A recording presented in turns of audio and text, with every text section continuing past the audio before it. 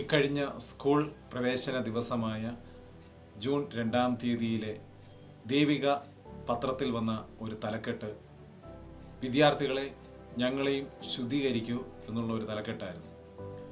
ഇന്നത്തെ കാലത്ത് ഏറ്റവും പ്രസക്തമായി ഏറ്റവും ഗൗരവമായി ചിന്തിക്കേണ്ട ഒരു വിഷയത്തെ വളരെ വ്യത്യസ്തമായിട്ട് അവതരിപ്പിച്ച ആ ഒരു തലക്കെട്ടും അതിൻ്റെ ഉള്ളടക്കവുമെല്ലാം വളരെ ശ്രദ്ധയോടെ വായിച്ചു. മുമ്പൊക്കെ നമ്മൾ സ്കൂളിൽ കുട്ടികളെ അയക്കുമ്പോൾ അറിവ് നേടി മടങ്ങി വരാനായിട്ടും അവരുടെ ജീവിതത്തിൽ ഉന്നതമായ സ്ഥാനീയങ്ങൾ വെട്ടിപ്പിടിക്കാനായിട്ടുമുള്ള ഒരു മാർഗമായിട്ടാണ് നമ്മൾ സ്കൂളിലേക്ക് കുട്ടികളെ അയച്ചിരുന്നത്. എന്നാൽ ഇന്നത്തെ സാമൂഹ്യ ചുറ്റുപാടിൽ ഒരു വിദ്യാർത്ഥിയെ കൂടുതൽ പ്രതിജ്ഞാബദ്ധരാക്കുന്ന, അവർക്ക് ചെറുപ്പത്തിലെ തന്നെ സാമൂഹ്യമായിട്ടുള്ള ഒരു ബാധ്യത ഉണ്ടാകുന്ന രീതിയിലാണ് നമ്മുടെ സാമൂഹ്യ ചുറ്റുപാടുകൾ നമുക്ക് ചുറ്റും രൂപപ്പെട്ടുകൊണ്ടിരിക്കുന്നത്. അത്രയേറെ മലിനസമായ ഈ സമൂഹത്തെ ഒന്ന് നന്നായി വാർത്തെടുക്കുവാനായിട്ട് ഓരോ കുട്ടികളുടെ ഭാഗത്തു നിന്നും വളരെയേറെ അർപ്പണബോധത്തോടുകൂടെയുള്ള കാഴ്ചപ്പാടും വീക്ഷണവും പ്രവർത്തനവും ഒക്കെ ആവശ്യമുണ്ട്. അപ്പോൾ അതിൻ്റെ തുടർന്നുള്ള ഭാഗങ്ങൾ വളരെ പ്രസക്തമാണ്. അതിലൂടെ ഒന്ന് കണ്ണോടിച്ചു പോകാം.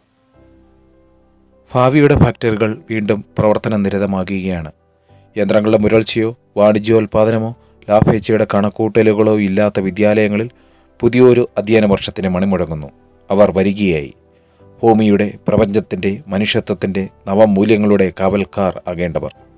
ഉച്ച നീചത്വങ്ങളുടെ, മതഭാന്തൃകളുടെ, യുദ്ധങ്ങളുടെ, കപട ദേശീയവാദത്തിൻ്റെ, അക്രമോത്സുക രാഷ്ട്രീയത്തിൻ്റെ പരമ്പരാഗതവും ആർജിതവുമായ സ്വത്തുക്കളൊന്നും അവർക്ക് കൈമാറാതിരിക്കുക. പിറക്കട്ടെ ഒരു നല്ല കാലം. ഇതിനെ തുടർന്ന് അവസാന ഭാഗത്ത് കുട്ടികൾ എടുക്കുന്ന പ്രതിജ്ഞ എന്ന നിലയിൽ ഒരു ഭാഗം കൂടെ കൊടുത്തിട്ടുണ്ട്. ഞങ്ങൾ വിദ്യാർത്ഥികളാണ്. ഭൂമിയെ കൂടുതൽ വാസയോഗ്യമാക്കാൻ പ്രതിജ്ഞാബദ്ധർ. രാഷ്ട്രപൗരർ എങ്കിലും വിശ്വസാഹോദര്യത്തിൻ്റെ പതാക അവസാന ശ്വാസം വരെ താഴെ വയ്ക്കില്ല. കക്ഷി രാഷ്ട്രീയവും അവരനെ ശത്രുവായി കാണുന്ന മതഭ്രാന്തുകളും ഇടുങ്ങിയ ദേശീയവാദങ്ങളുമല്ല, എല്ലാവരെയും ഒന്നായി കാണുന്ന വസുധൈവ കുടുംബകമാണ് ഞങ്ങളുടെ ലക്ഷ്യം. ഞങ്ങളെപ്പോലെ ഞങ്ങളും അയൽക്കാരെയും സ്നേഹിക്കും. സാഹോദര്യത്തിൻ്റെയും പരസ്പര ബഹുമാനത്തിൻ്റെയും തുല്യതയുടെയും പരീക്ഷണങ്ങൾക്ക് ക്ലാസ് മുറികളിൽ ഞങ്ങൾ തുടക്കമിട്ടു. ഓരോ വിദ്യാർത്ഥിയും വളരട്ടെ. അതിനെ തകർക്കാൻ കെൽപ്പുള്ള മയക്കമരുന്നിനെ ഒഴിവാക്കാനായിട്ടുള്ള എല്ലാവിധമായ പോരാട്ടത്തിലും കൂടെ അവർ ഒന്നിച്ച് നിൽക്കുകയും വേണം.